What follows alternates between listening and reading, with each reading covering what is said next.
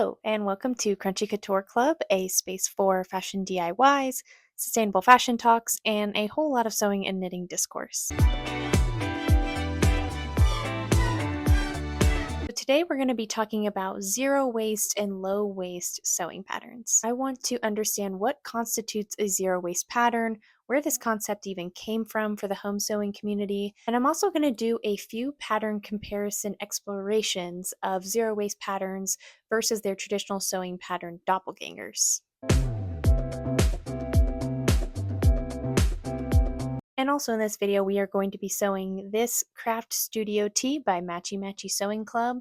This is the first time I'm sewing this pattern, and it features this quilt square in the middle here. This sewing pattern from Matchy Matchy Sewing Club isn't a zero waste pattern, but since the fabric I sourced for this is from a thrifted curtain, and then all of the fabric for this quilt square is from scrap fabric that I had in my stash, I felt like it was still kind of on theme for the video today. So in a previous video that I filmed about a year ago now, I talked about how certain clothing shapes are engineered to produce less waste than others. These clothes are predictably more boxy and shapeless than other clothing, and in theory will reduce the amount of fabric waste due to the reduction of fabric cutoffs that would be around the pattern piece once the piece is cut from the fabric. Essentially, to understand how much waste a particular garment could potentially create, we have to think about the fabric that it's being cut from in the first place. Fabric, more likely than not, is going to come in and be produced in a large rectangle shape. So the more rectangular or boxy that a garment is, it's presumed that the less waste that it's going to produce once it is cut from the fabric. In a lot of these scenarios, it's presumed that the offcuts from this fabric are totally unusable, and that's what's going straight to the landfill. But there are uses for these offcuts in the fabric that we are going to be exploring later today in the video. That being said, from the home sewist to the largest clothing manufacturer, when they are cutting out pattern pieces from fabric, there are inevitably going to be pieces of fabric that are unusable as scraps. And from those scraps are what is presumed to go immediately to the landfill. Of course, there are many more ways, unfortunately, that a clothing manufacturer can create waste when producing a garment. The material cutoff is just one of them. But again, it's just another reminder that our dedication to low waste and ethical environmental products starts way, way back before the garment ever hits the clothing rack. So let's talk about where the zero waste clothing concept came from for home sewing. In the time before mass-produced clothing and mass-produced fashion trends, a lot of clothing actually resembled zero waste clothing very closely. It was boxy, it was kind of shapeless, and it was kind of ambiguous in sizing. So before it was a fashion industry trend, it was really just a widely practiced method of garment making. And to quote a blog written by the Haberdasher Bee, "We humans used to be very good at zero waste design long before we started making everything disposable. Togas, kimonos, tunics, and many more styles of clothing which have been in use for centuries all utilize simple, rectangular pieces in very different ways to create their distinct silhouettes." And while I couldn't find an exact origin of the zero waste movement for home sewists due to the long-standing tradition of this type of clothing, there has been a small but mighty collective that have experienced this material waste firsthand and decided that while they might not be able to influence how a super large manufacturer such as Shein is going to cut their patterns and produce their clothing, maybe they can make an impact in their own home sewing practice. So when I was thinking through the times that I've used zero waste patterns in preparation for this video, I actually remembered that a lot of my initial beginning sewing experiences were with zero waste patterns. At the time, as a beginner sewist, I gravitated towards zero waste patterns because, as any home sewist knows, it's so daunting to wrap your mind around a PDF pattern. You have to print out dozens of pages, cut them to size, tape them together, then cut out the pattern all before you've even cut into any sort of fabric. And for zero waste patterns, a lot of the times you're just measuring right on the fabric. you're cutting it out, and then you can get right to sewing. Not only did this help build my confidence with sewing, but it also greatly accelerated my skill base in a shorter amount of time because I didn't really have to go through the whole process of paper patterns again and again. Some of the patterns I used most frequently were from a website called DIY Daisy. She puts a bunch of tutorials on her website, and a lot of these are zero waste or low waste, and they require absolutely no printing of a physical paper pattern. I want to say the first pattern I used of hers was the rectangle ruffle skirt pattern. This is still on her website to this day, but I made it, I don't know, maybe in 2021 or 2022. And it's a fantastic pattern. It's just made up of a series of rectangles of different heights and widths to make up a simple elasticated waist skirt. This fabric can be adapted to any sort of fabric that you have on hand, as well as any amount of fabric that you have on hand. If you had less fabric, it would be a less voluminous skirt. If you had more fabric, it could be a more voluminous skirt. And I really think this pattern is perfect as is. I think if anything, aside from maybe drafting your own inseam pockets, it's a perfect pattern and uses absolutely no waste in its making. Once I started building a little bit more sewing confidence, I moved on to the DIY Daisy ruffle wrap top, which is now called the Rory wrap top on her website. This pattern is made up of a few different rectangles as well as triangles. And while I don't believe it's a totally zero waste pattern, it's pretty low waste. I will say it's been a really long time since I've made this pattern, but I'm not even sure where it is in my collection or in my closet. It never became a staple in my closet, and I think that is mostly due to a slightly awkward fit due to the lack of nuance of the pattern pieces, considering it was for the upper body instead of something simple for the lower body. In particular, it did have this large rectangular ruffle sleeve that seems to be a recurring theme for zero waste patterns that I have observed. I just don't think that type of sleeve lays well on the body, especially for me. I have a wider upper body and it just never fell the way that I was wanting to, but I do find that that is a very popular sleeve option for zero waste patterns or low waste patterns due to how it is produced from a simple rectangle. And that kind of scratches the surface of where I kind of have a hang up with zero waste patterns at the end of the day. As I became more experienced with my sewing, I became more and more interested in fit and diversifying my style and figuring out what made sense for my body proportions, as well as, mastering professional finishing techniques and overall just creating things that worked for my body type. And with some or arguably most zero waste sewing patterns, I do feel like it becomes more of a race to achieve that zero waste label rather than how the garment is going to actually look on the body and feel for the person to wear. This blog post by Begonia Sews summarizes my feelings on wearing some zero waste styles. She says about one of her zero waste sewing experiences, quote, "I suffered through the cutting, and indeed I have no leftover scraps except those ridiculous side hem triangles. Those are a joke, right? Who is actually going to randomly sew on a triangle to the side seam?" So let's go ahead and explore this a little further. I want to look at a few different sewing patterns and explore ones that are zero waste versus low waste versus just a standard sewing pattern and determine where it makes sense to keep our sewing low waste or zero waste and where actually it makes more sense to avoid that compromise of fit and style for the garment in the name of zero waste construction.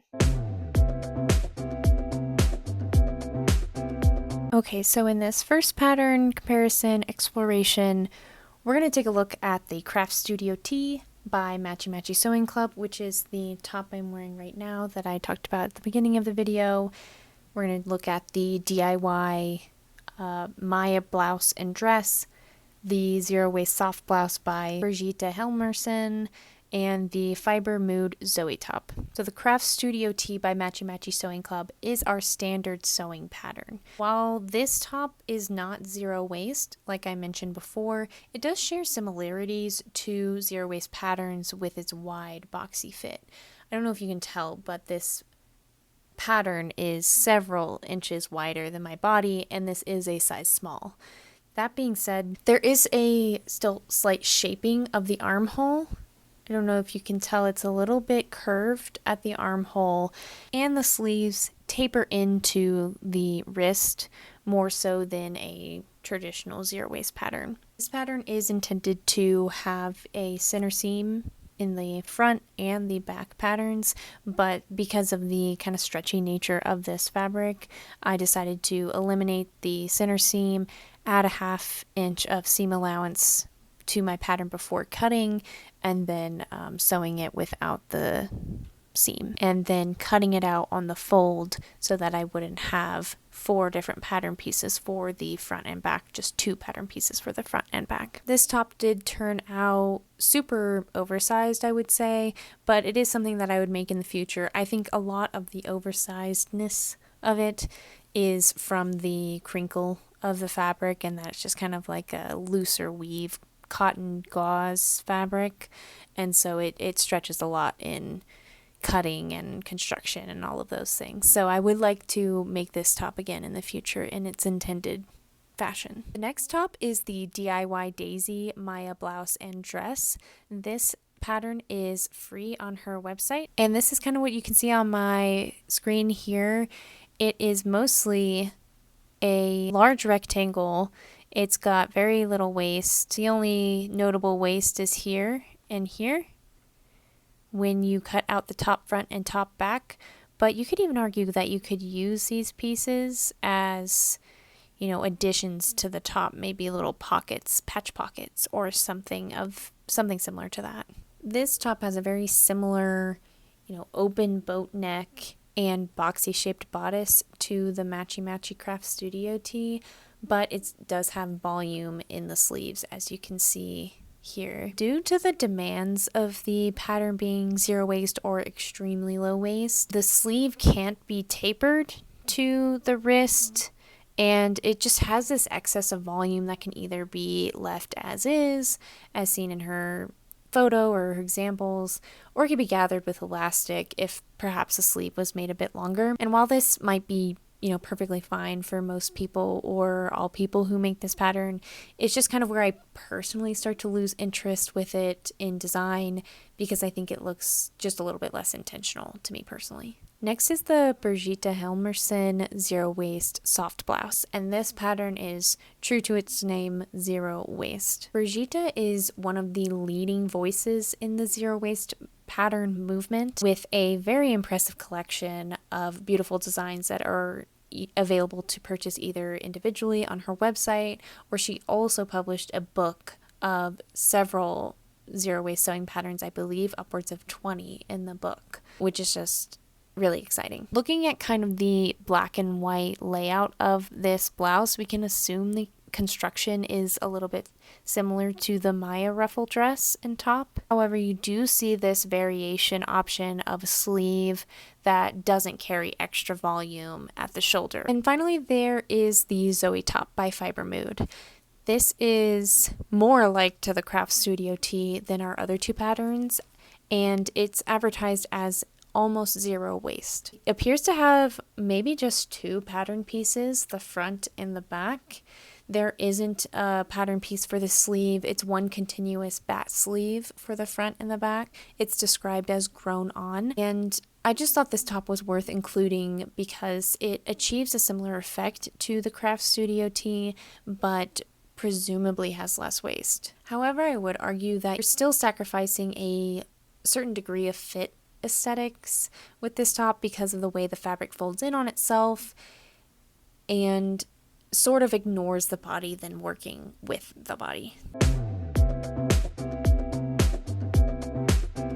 Our next set of patterns, I'm going to be comparing a couple pairs of very basic shorts. Our standard pattern is the MadeIt Breeze shorts. I believe this pattern is no longer selling online. It's one that I've had in my stash for some time.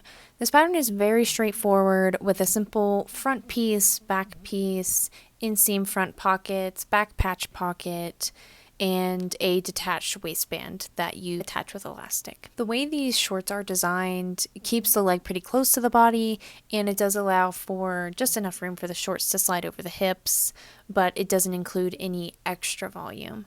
And this has been my go-to elastic waist short pattern for a few years just because of how simple they are to make, but also because they don't require a ton of fabric. Now let's compare this to the zero waist alternative, the zero waist shorts by Decode. The shorts can be made in two ways.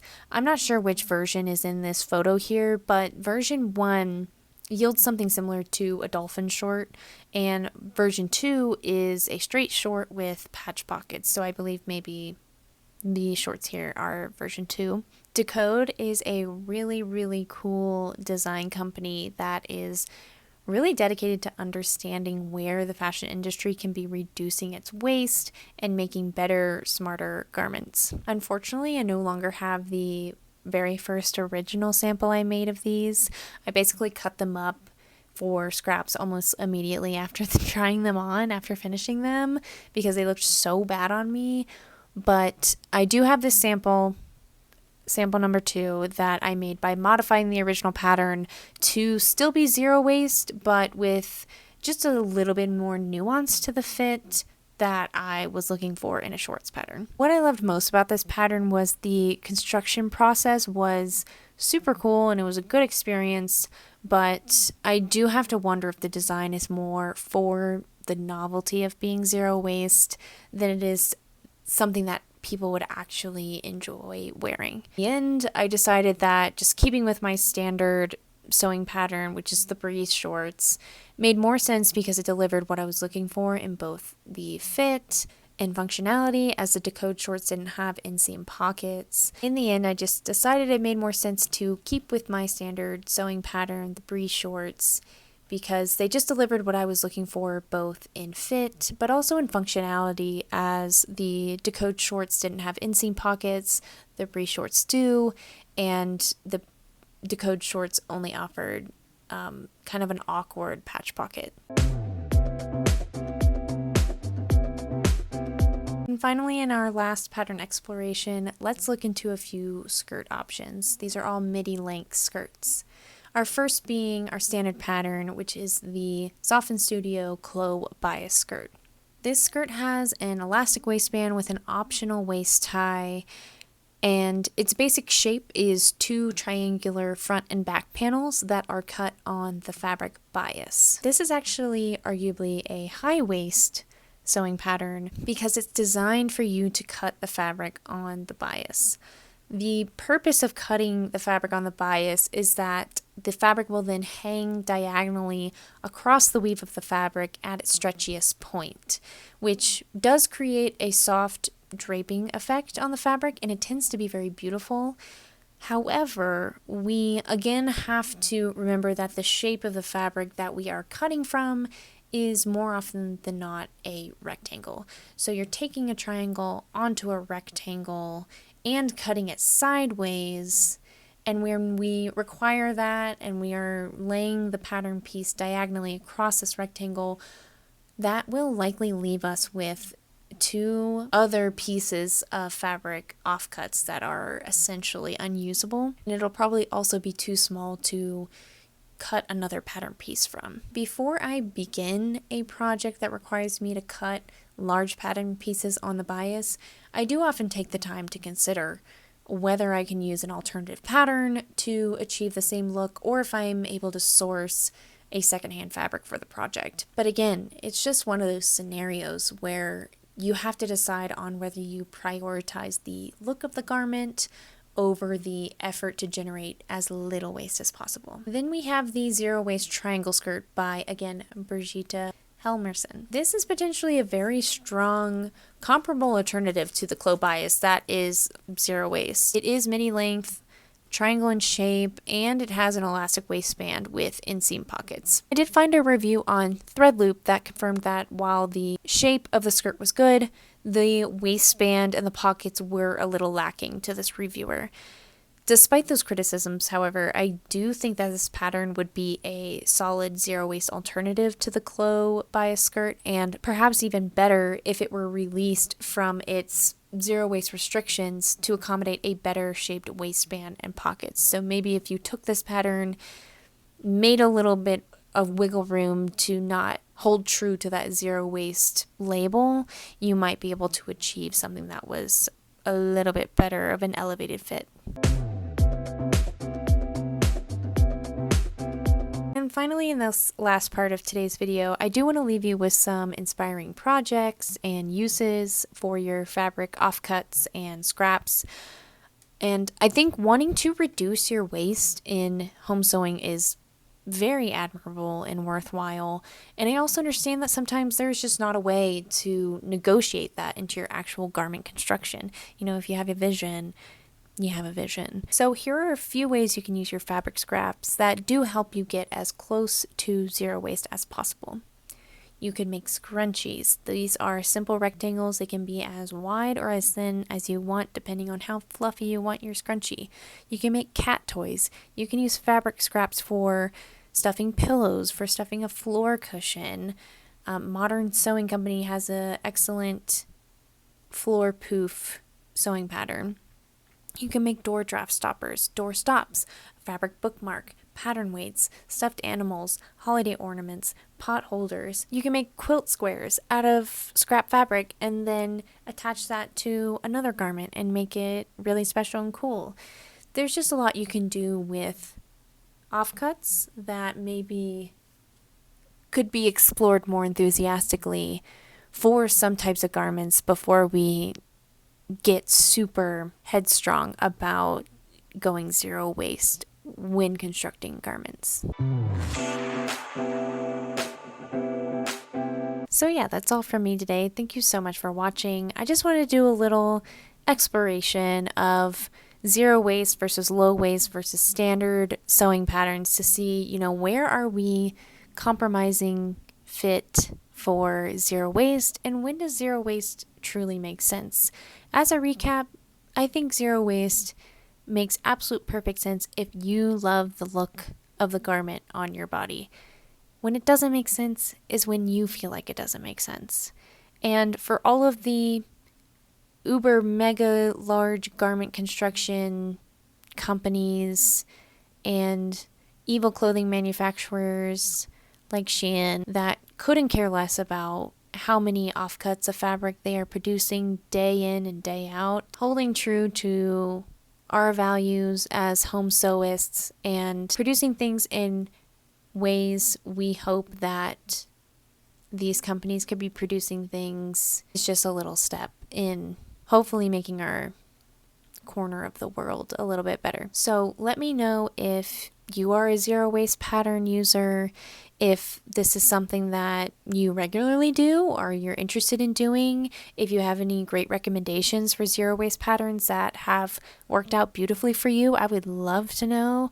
I'm always looking for more ways to reduce my waste when it comes to sewing, and yeah, I'd really appreciate your input. So thank you again for watching, and I will see you next time.